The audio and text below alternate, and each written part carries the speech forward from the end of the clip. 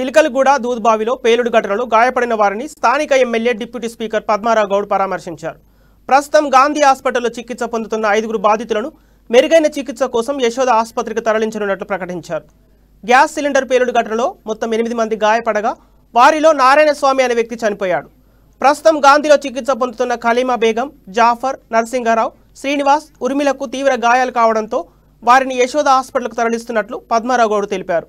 వారి వైద్యానికి అయ్యే ఖర్చును ప్రభుత్వమే భరిస్తుందని అన్నారు. ప్రమాదంలో మృతి చెందిన నారాయణస్వామి కుటుంబాన్ని ఆదుకుంటామని భరోసా ఇచ్చారు.